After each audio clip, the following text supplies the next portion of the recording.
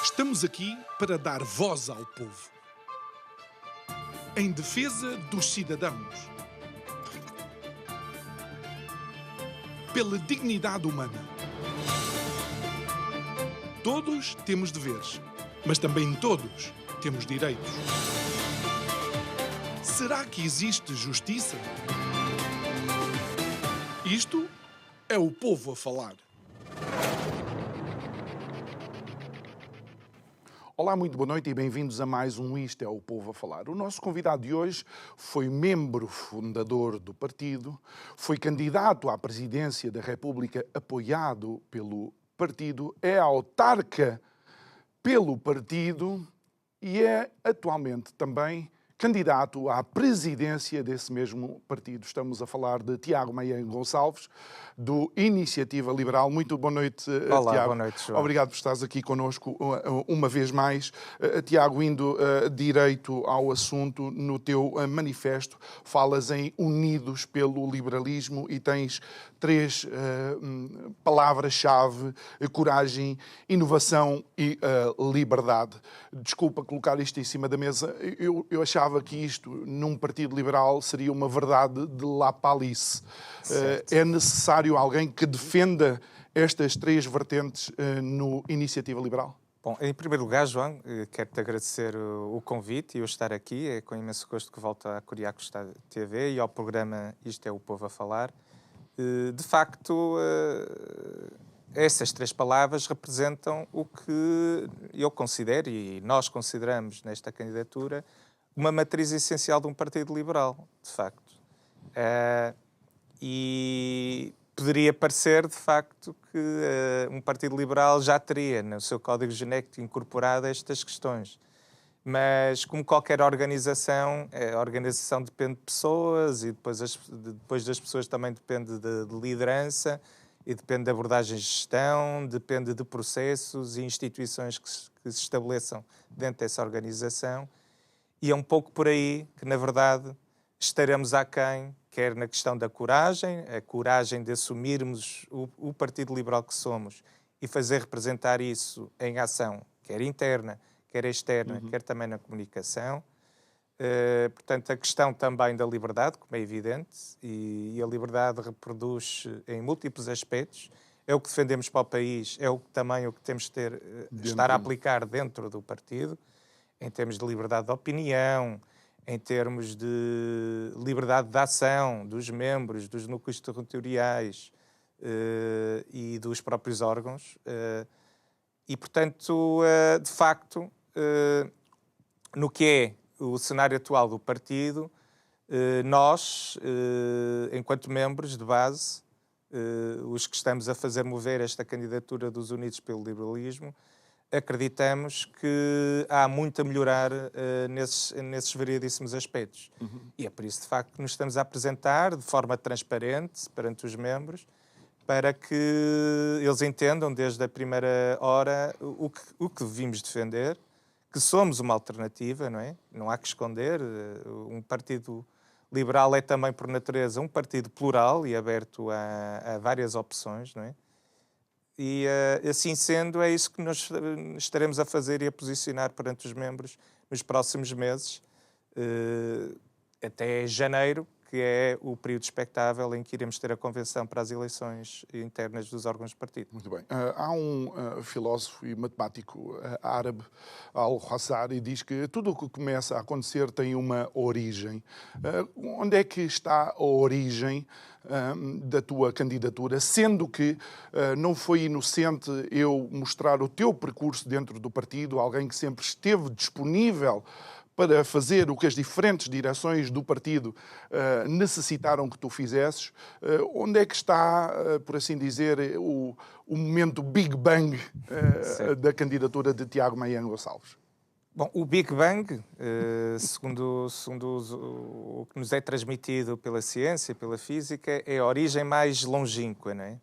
E eu posso apontar aqui uma origem longínqua para isto. Nós, de facto, fundámos um partido em 2017, um partido liberal, e que tinha na sua matriz muito destes princípios, mas que era também um partido muito pequeno e estruturado, portanto, para poder funcionar com 90 pessoas, que éramos o que éramos.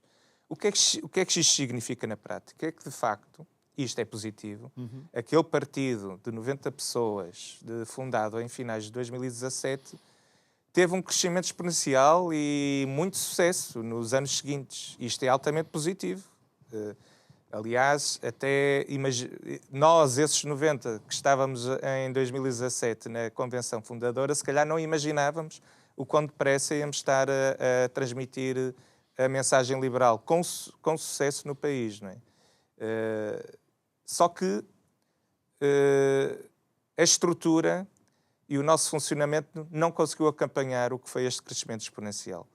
Um partido que se afirma e que se quer afirmar como quarta força política em Portugal, que tem deputados eleitos em todos os parlamentos, que tem presença local, que tem milhares e milhares de membros. Propostas de lei que são aprovadas e portanto, tem toda a capacidade, tem toda a capacidade de fazer implementar, ou pelo menos propor propostas políticas, tem que ter uma estrutura capaz de acompanhar isso e uma estrutura que respeite os princípios de base que nós defendemos e que defendemos para o país. Os princípios de mérito, de transparência, de descentralização, de responsabilização também. E estes princípios têm que estar reproduzidos no que somos, sob o risco de parecermos incoerentes.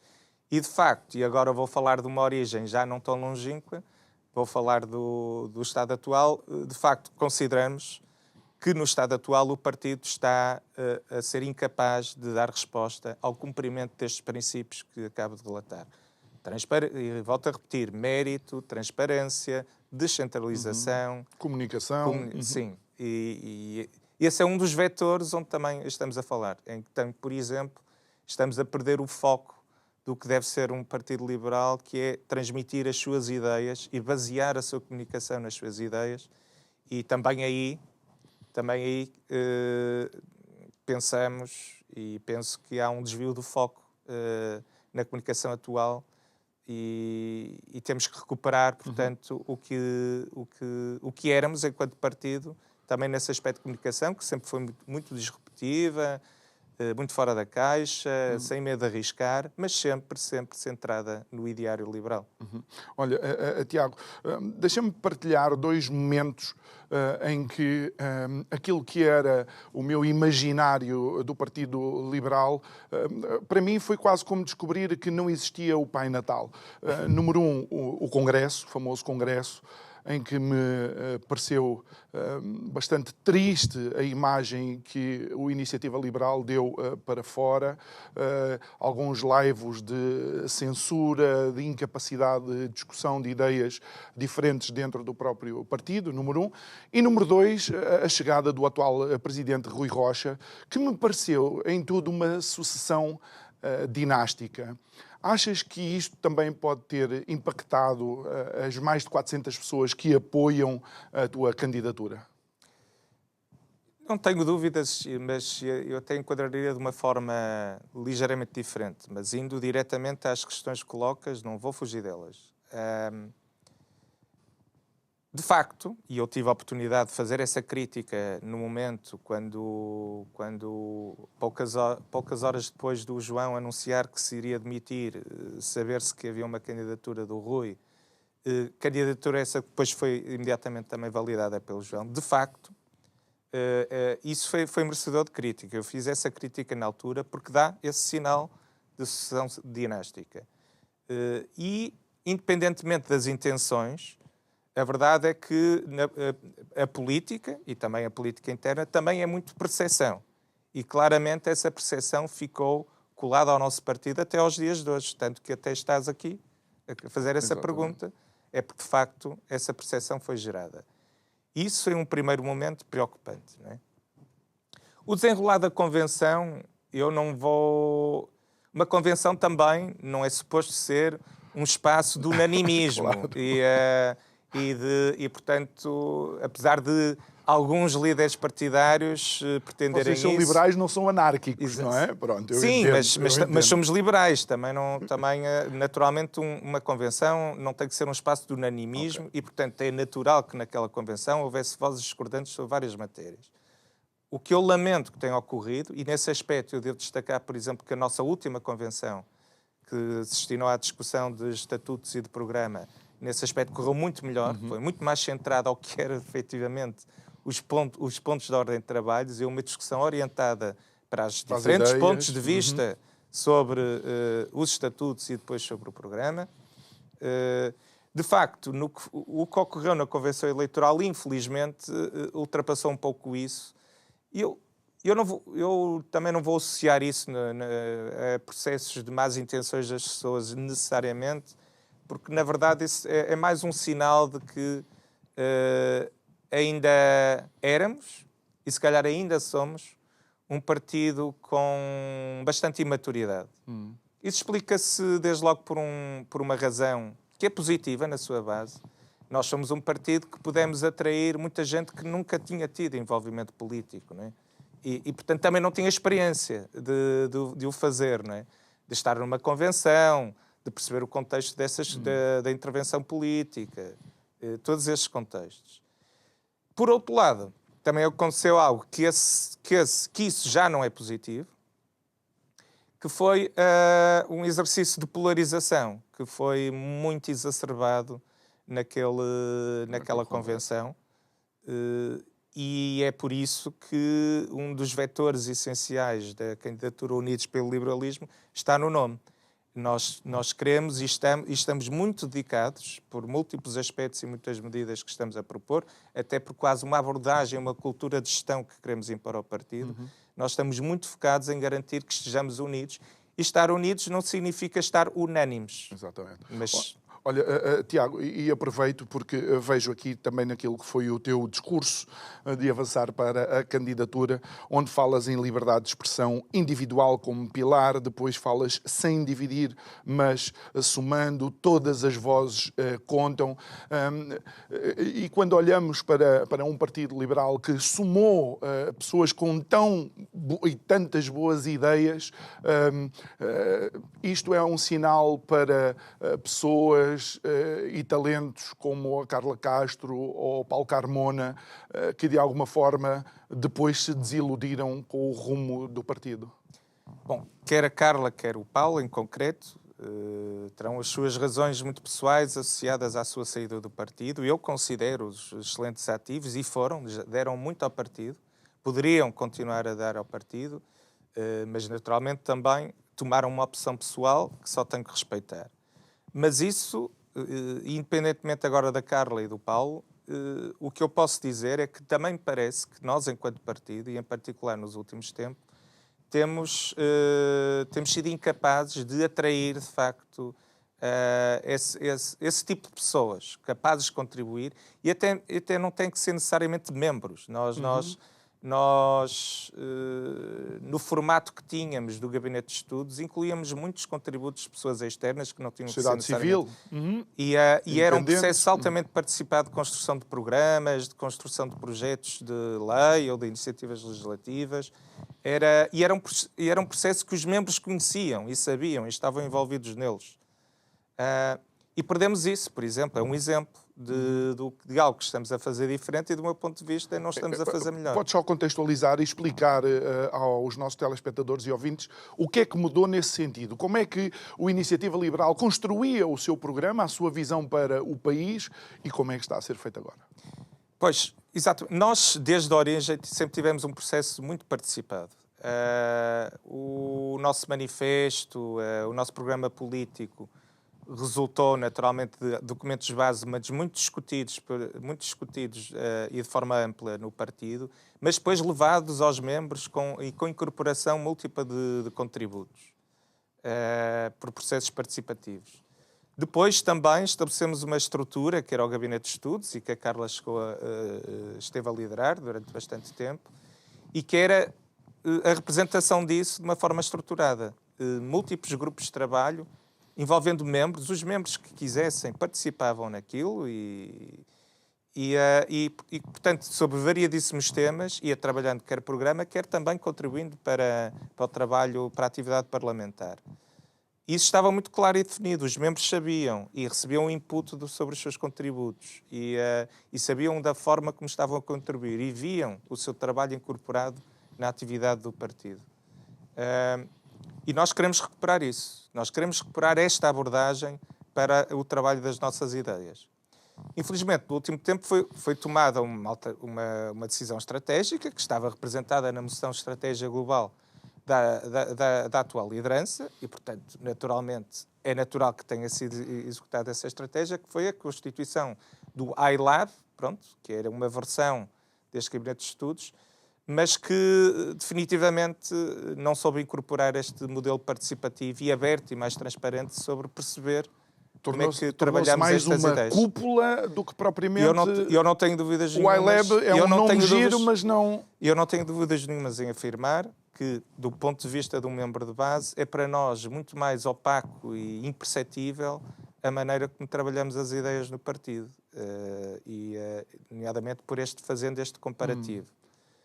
Sem prejuízo, é verdade que houve processos de recolha de contributos para os vários programas, e nomeadamente o último, o programa às europeias, mas processos de via única, em que os membros podiam realmente apresentar alguma proposta, ou uma medida, ou alguma alteração, mas que não se sabe o que acontece com aquilo. Não. Então, será que eu estaria longe de afirmar que o Iniciativa Liberal é hoje mais dogmático e ortodoxo do que deveria ser? Não afirmaria dogmático nesse aspecto. Afirmaria sim que está muito mais centralizado e opaco nos seus processos de tomada de decisão, e nomeadamente no que é este de criação de programas. E isso entra em confronto com o código genético do liberalismo, não é? Sem dúvida nenhuma. A livre concorrência é só para o mercado ou também devia ser para as ideias dentro do partido? É precisamente isso, é porque parece-me que esse tipo de abordagem é, em primeiro lugar, uma negação do que é o nosso código genético e, na verdade, do que fomos aplicando com bons resultados no partido e, na verdade, nunca acreditamos que é o que produz melhores resultados, que é, lá está, não é só a concorrência do mercado económico, é a concorrência das ideias. Porque acreditamos que temos ideias melhores ao fazer confrontar ideias diferentes e o resultado final raramente é que ganhe uma na sua exata versão. Exatamente. O resultado final é tipicamente que há aqui uma incorporação de vários contributos e que nos leva a ter uma melhor proposta e uma melhor ideia e muito mais fundamentada e muito mais sustentada. Olha, um partido que muitas vezes na sua comunicação para a sociedade fala da valorização dos melhores e da necessidade de cativar os melhores. No entanto, eu vejo de facto aqui no vosso programa a necessidade de voltar a valorizar o mérito. Será que dentro do partido a questão do mérito começou a ser colocada de parte em prol de alguma ou qualquer lealdade política? Bom, o que eu posso dizer, em primeiro lugar, esse aspecto pode-se verificar desde logo no que eu fui falando de não termos um processo agora que inclua as pessoas com mérito, capacidade e competências, independentemente de estarem dentro de uma estrutura chamada iLab ou não, que incluam no processo de criação, por exemplo, de propostas. Mas também no que é uma escolha de candidatos, nós não temos um processo claro. O resultado final é sempre que há, sem pré-definição de critérios, não os sabemos, há uma escolha, há uma recolha de contributos por parte dos núcleos, mas que não tem que ser respeitada, aliás, não o foi. Não foi em vários aspectos na preparação das últimas listas para as legislativas. Okay. Não há esse pedido de contributos dos núcleos, mas depois há uma comissão executiva que determina as listas que pretende propor ao Conselho Nacional e que as leva em bloco e que saem tal qual chegaram da decisão. e não se entende os critérios que determinamos para essa escolha. E mérito, acima de tudo, também implica o reconhecimento e aí não é o reconhecimento só de uma comissão executiva, é o reconhecimento do partido e dos membros e dos núcleos, da valia daquelas pessoas para poder representar o partido naquele contexto. E nessa componente, então, no que é essa componente de mérito enquanto reconhecimento pelos membros e pelos núcleos, estamos muito aquém do que deveríamos estar a cumprir. Isto implica, pelo menos do nosso ponto de vista, e isso estará apresentado no que será a nossa moção de estratégia global, isto implica termos que assumir um método e um processo muito claro que esclareça como determinamos os critérios de escolha para candidatos, qual é o contributo específico dos núcleos e dos membros para isto. Mas para isso tem que haver um reforço dos núcleos territoriais, não é? Que tu propões porque não me parece que exista. Certo. Nós temos uma estrutura que, a nível territorial, é pura e simplesmente baseada nos concelhos. Os nossos núcleos territoriais são de base concelhia e não temos distritais. Há boas razões para isso e não temos que as ter, mas isso significa então que temos que ter e cumprir, aliás, o que é o nosso princípio básico, que é a descentralização e assumir de uma forma muito mais clara a atribuição de autonomia e a atribuição de formação e a atribuição de recursos aos núcleos. E a autonomia é autonomia política também, para a definição de políticas locais. Autonomia é autonomia financeira também. Os núcleos, apesar de ter contas bancárias, há múltiplos exemplos de núcleos que não conseguem aceder à conta bancária. Não conseguem aceder, portanto, aos recursos para poder levar avante uma campanha que pretendam desenvolver no seu concelho ou apostar em mais formação, por exemplo, dos seus membros. Tudo isto, depois, dinheiro é depois também, recursos são também a representação de tudo isto. Não é? E nada disto, é muito difícil um núcleo territorial estar a ter este nível de ação no contexto atual. Claro que há realidades diferentes, mas temos que ter uma capacidade de fazer levar isto a todos os núcleos territoriais. Achas que tornaria o partido mais abrangente e retiraria esta ideia e eu não vou dizer que é mito, mas de facto aquela percepção que nós temos de que a IEL é um partido dos grandes centros urbanos? E ainda o somos, na verdade, não é? Apesar de que, passo a passo, estamos a penetrar mais no território.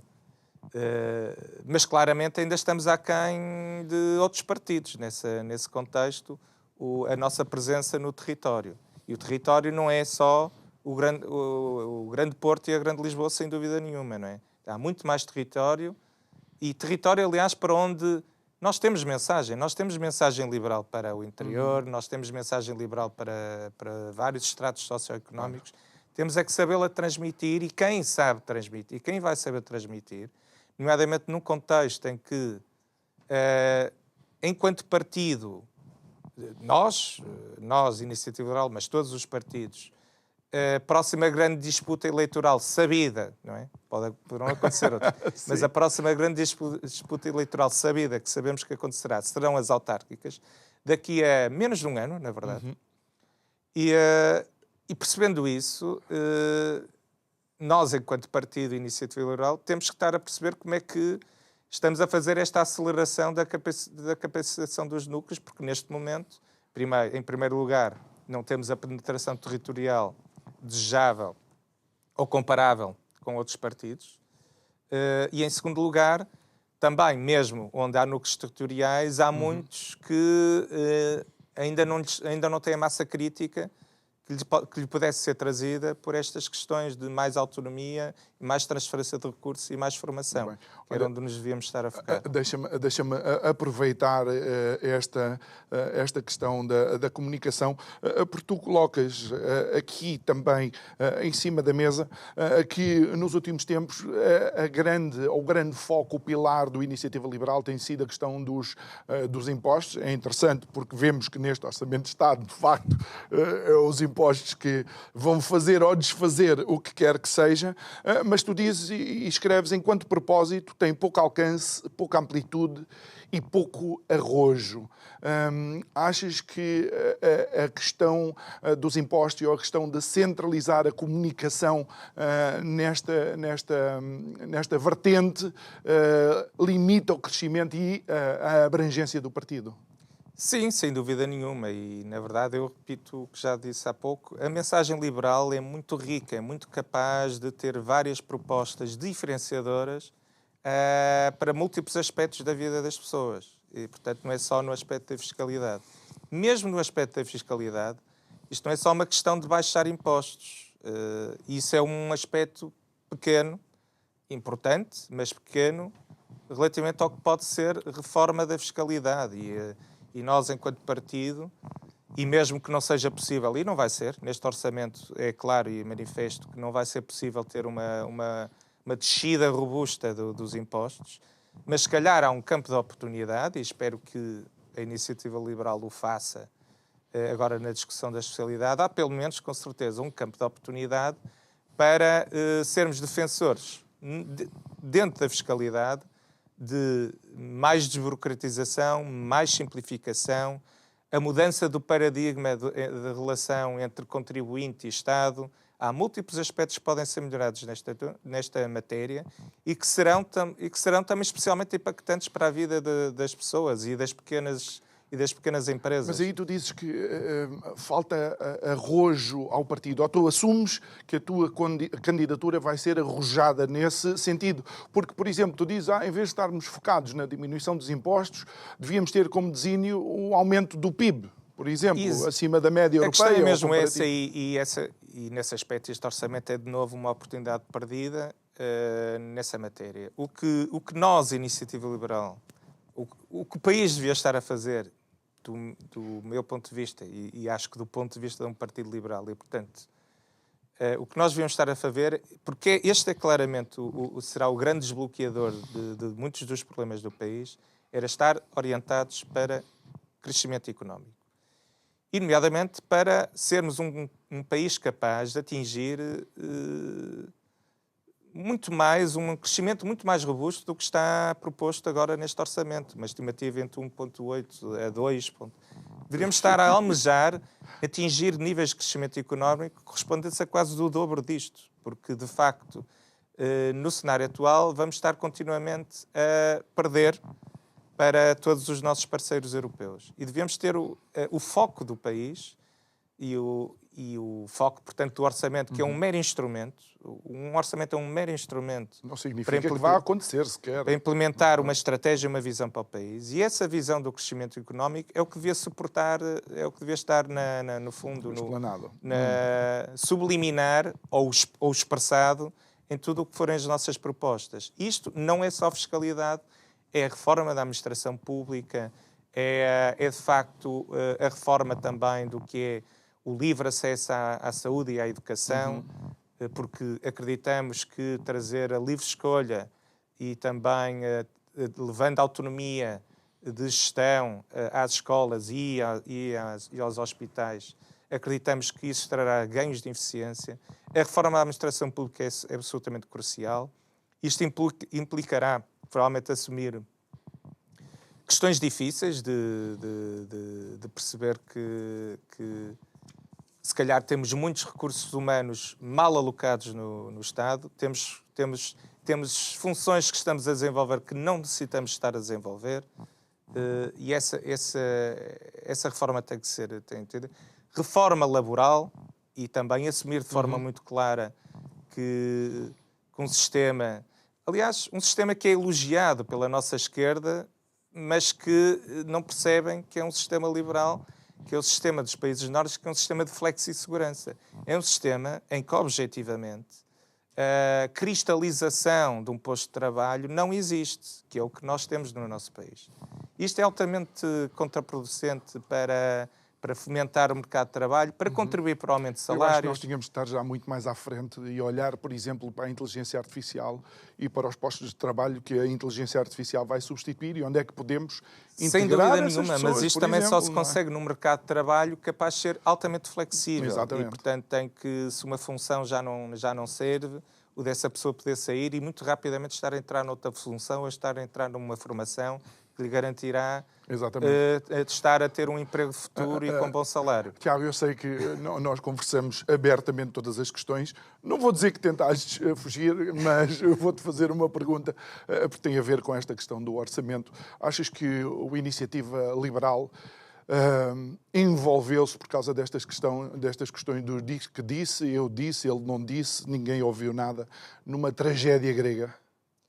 Sim, eu quase tragicomédia, diria eu mais, porque a dado momento só dá vontade de rir com o que está a ver. Mas é de facto preocupante que o que tenha centrado a atenção da comunicação social nestes últimos tempos tenha sido esta novela do diz que disse e quem negociou, não negociou, e houve reunião, não houve.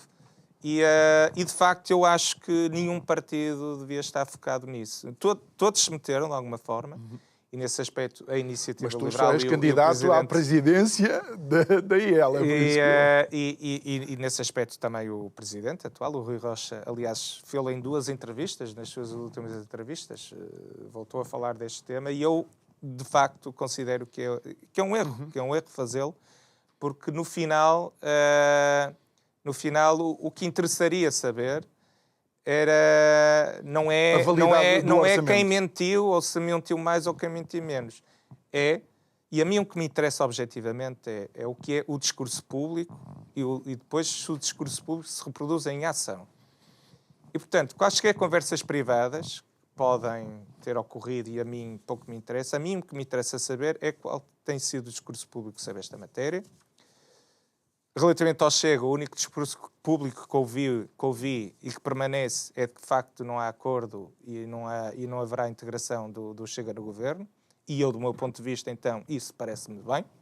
Não considero que a integração do Chega no governo traria vantagens, porque eu considero que, e o Chega tem-no demonstrado, considero que o que são as propostas do Chega não são no caminho correto, não são propostas,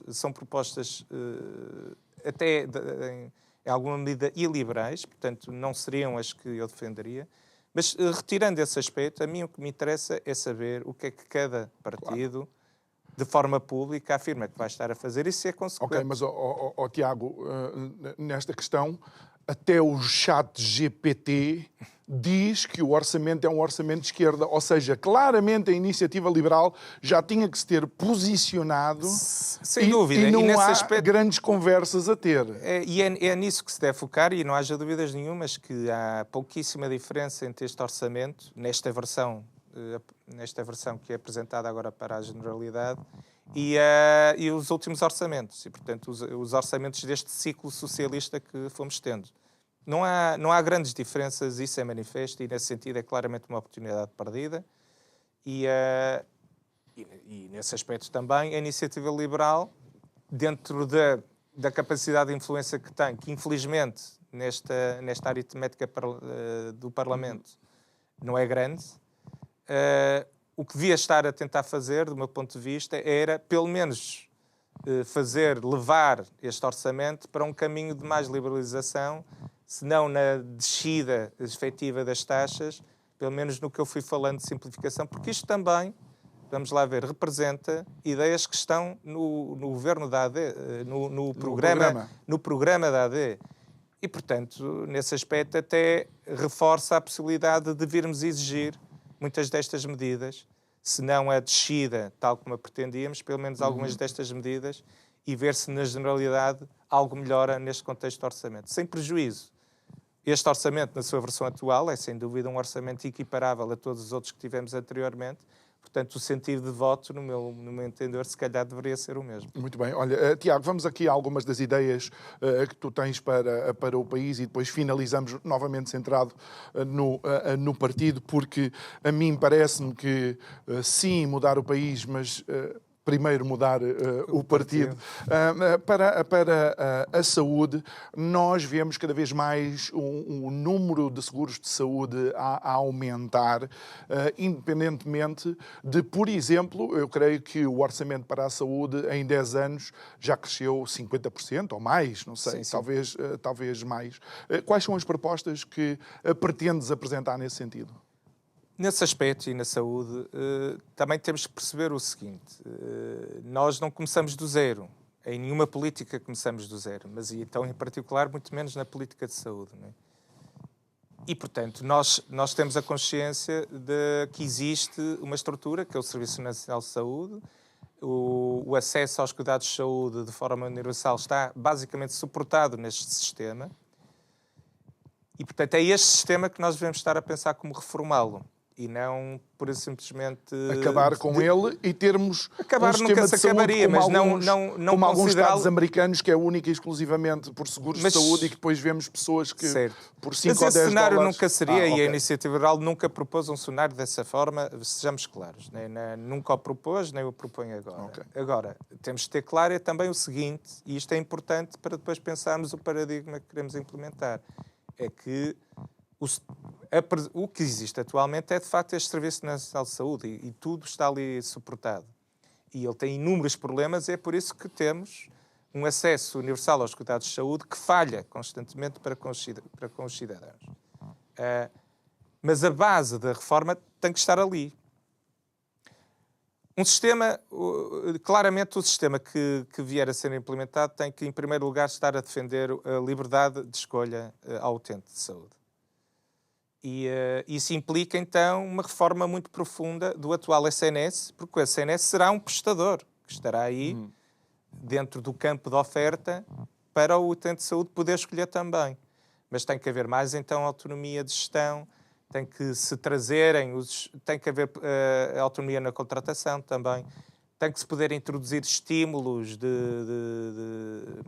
que contribuam para a melhoria dos processos, para a melhor gestão dos recursos, para a qualidade dos serviços. Que não se resolve só por despejar dinheiro, é uma questão de gestão e administração. É, acima de tudo, uma questão de gestão de forma muito clara. O grande problema do SNS neste momento é um problema de gestão e esses problemas de gestão decorrem, em primeiro lugar, de um modelo hipercentralizado e burocrático na sua gestão e decorrem também do facto de haver estímulos errados para o que tem que ser feito. Nomeadamente, a concorrência é uma forma de estímulo, é positiva nesse aspecto, porque estimula que se criem os melhores processos, a melhor gestão e também a melhor prestação de serviços de melhor qualidade. E basta pensar, quando usamos modelos de gestão mais adequados e mais otimizados e também com estímulos associados à concorrência, mesmo dentro do SNS, que eram as PPPs, em Braga, em Louros. Quando usamos... de Beatriz Ângelo, sim, por também, exemplo? em Louros, sim. Quando usamos esse tipo de abordagem, e, portanto, tivemos já a gestão mais adequada, isso demonstrou... Os resultados foram positivos. E demonstrou em todas as métricas. Portanto, não só eram serviços de melhor qualidade, mas não foram prestados em menos tempo, portanto, de forma mais atempada e mais célere, e com melhor gestão dos recursos também, menos desperdício de todo o conjunto de consumíveis. Claro. Olha, outra área que é importante, porque vemos o descalabro, e eu próprio vejo colegas meus que constantemente têm que ficar a cuidar dos filhos porque não há professores, é a questão da educação. Vocês falam na liberdade de escolha, mas aqui eu quero colocar uma vertente que tem sido também preocupação de muitas famílias, é a clara interferência do Estado nos conteúdos programáticos e o encurralamento, digamos, em relação a esses conteúdos. Que propostas e qual é a visão que tens desta questão? Quando falamos de liberdade de escolha, a liberdade de escolha também de uma visão para o programa. E, portanto, liberdade de escolha não é só poder escolher entre várias escolas que têm exatamente o mesmo programa e a mesma orientação e as mesmas cadeiras e a mesma abordagem curricular e os mesmos professores com os mesmos métodos pedagógicos. Não é? Liberdade de escolha é também haver esse campo com uma determinação genérica do que deve ser o ensino primário, do que deve ser o ensino secundário, naturalmente, mas com a possibilidade de abordagens programáticas diferentes, abordagens pedagógicas distintas e mesmo até um enquadramento, uma orientação variada do que pode ser um caminho e um percurso de vida e de escola para que uma família queira escolher para os seus filhos. Até porque eu sei que a Iniciativa Liberal está desconfortável com a Constituição, não é, da República Portuguesa, mas existem pontos que são pontos importantes. E, nomeadamente, em relação à educação e à cultura, diz que o Estado está impedido de programar ideologicamente a educação e a cultura. E aquilo que temos assistido nos últimos anos é claramente, na alternância de poder, nós vemos para onde é que vira uma e outra. Isso é verdade e não é só isso. E está taxativo. É um dos direitos e uma das liberdades essenciais garantidas pela Constituição, que é a liberdade de aprender e de ensinar. Portanto, estas são as duas vertentes, não é? É tal questão de é cada família que deve, acima de tudo, estar a determinar o percurso pedagógico que quer para o seu filho, para os seus filhos. De preferência em diálogo com os filhos também. Não é, naturalmente, não é voltar àquele seu contexto tempo. Contexto familiar. O teu pai foi médico, tu vais ser médico. Vou ser médico se eu quiser e tiver jeito, não é? Também deve ser assim. Aí já entramos também no que é a esfera da autonomia própria, da liberdade individual, que também está garantida na Constituição. Mas esse aspecto essencial está lá muito taxativo e, de facto, isso implica que não haja uma imposição de uma visão programática e de uma visão pedagógica. Especialmente vindo do Estado, não é? Exatamente. A questão é que, não havendo, portanto, havendo uma abordagem proprietária à questão do acesso à educação, em que o Estado acha que tem que ser o dono das escolas e o patrão dos professores para poder garantir o acesso à educação. Quando o modelo é este, de facto a tentação é muito grande para ir por esse caminho.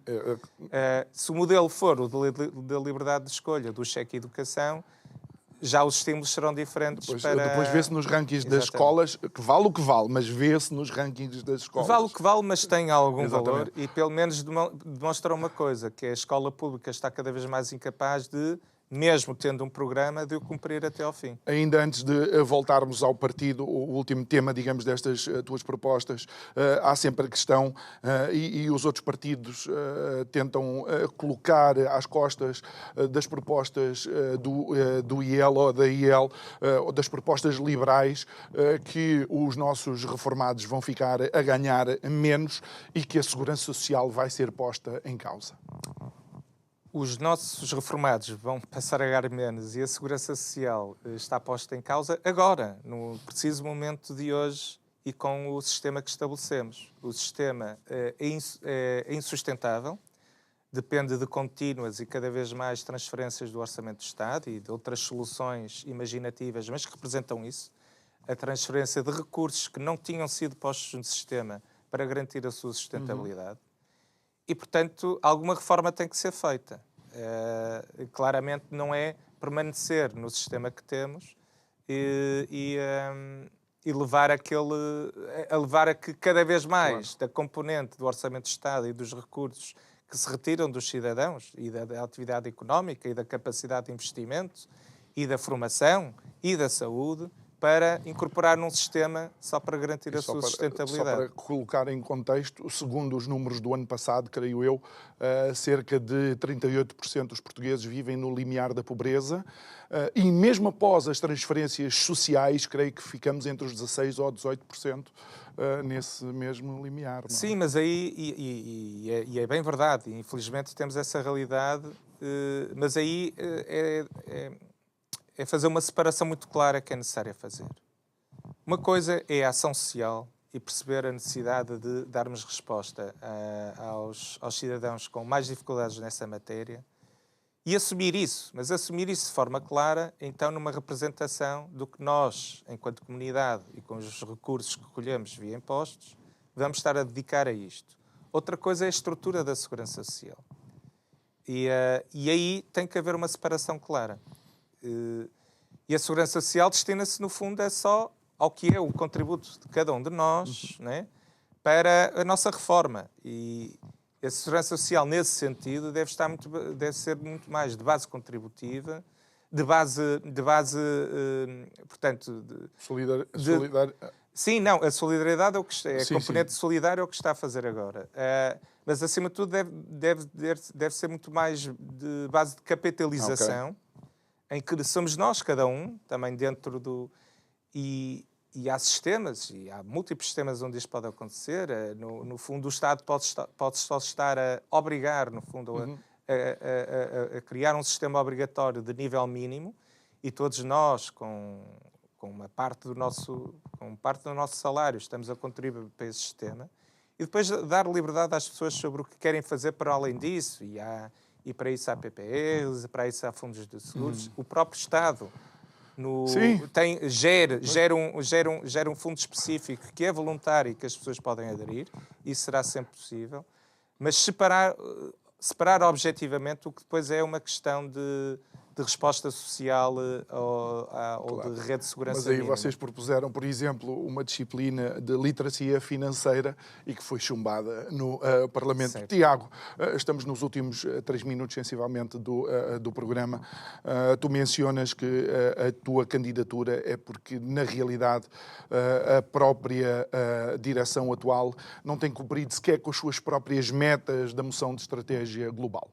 Sim, isso é real. Isso verifica-se em múltiplas medidas que foram propostas, nomeadamente quanto a aspectos tecnológicos do partido, do portal de membros, de fóruns, da participação dos membros. E representa-se também no que são os resultados eleitorais, vamos ser claros. Infelizmente, o partido... E o último resultado eleitoral foi muito positivo, não haja dúvidas. As eleições europeias pudemos atingir e até ultrapassar um objetivo declarado, que foi os 2 eurodeputados. Sim, mas alavancado por... Mas alavancado num ativo muito importante, que é a força do João e da sua mensagem, e naturalmente o reconhecimento... E também incorporado no que foi o nosso cabeça de lista, a mensagem liberal, mas num contexto muito específico. E, portanto, perceber o que se passou nas legislativas, nas últimas, e fazer um diagnóstico claro sobre essa matéria, é perceber que o partido tem mesmo que reformular muito da sua abordagem, porque ela não resultou. Os resultados das últimas legislativas são um resultado de estagnação efetiva, apesar de haver um aumento ténue do número absoluto de votos. Isto foi num contexto em que foi uma eleição em que votou muito mais gente, não é?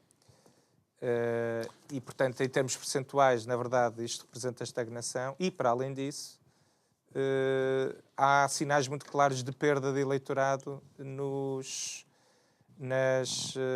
espaços e nos concelhos onde tínhamos o eleitorado mais consolidado. Isto deve-nos fazer soar as campainhas de alarme e perceber o que falhou. E há uma análise, um diagnóstico que fazemos sobre essa matéria. Falharam vários aspectos, nomeadamente em termos de comunicação e em termos de coerência sobre o que fazemos dentro e o que propomos para fora. Muito bem. E para quem quiser saber mais das propostas de Tiago Meia Gonçalves, creio que já estão no site Unidos pelo Liberalismo. UnidospeloLiberalismo.pt, está lá o manifesto, também a apresentação da candidatura e estarão lá todos os conteúdos. Também iniciamos desde já um ciclo de eventos que estarão disponíveis no nosso canal YouTube. Eventos dedicados a várias temáticas. O último foi precisamente falar de contas certas e crescimento, que não tem que ser um binómio incompatível. Do nosso ponto de vista, deve ser um binómio virtuoso. Muito bem. Tiago Meia Gonçalves, candidato à presidência do Iniciativa Liberal. Obrigado por ter estado aqui connosco. Obrigado, é sempre um gosto conversar contigo. Obrigado a si que nos acompanhou. Já sabe, pode ver e rever estas conversas subscrevendo o nosso canal de YouTube. Vá lá, clique no sininho para receber as notificações sempre que fazemos upload desta e de outras conversas. O seu apoio nas redes sociais também é muito importante. Quero enviar um abraço para quem não nos vê, mas nos ouve. São os ouvintes da Rádio Vida em 97.1 e dizer-lhe que amanhã vamos estar de volta para mais um programa. Obrigado por estar connosco, é sempre bom também estar na sua companhia. Um resto de uma boa noite e até amanhã.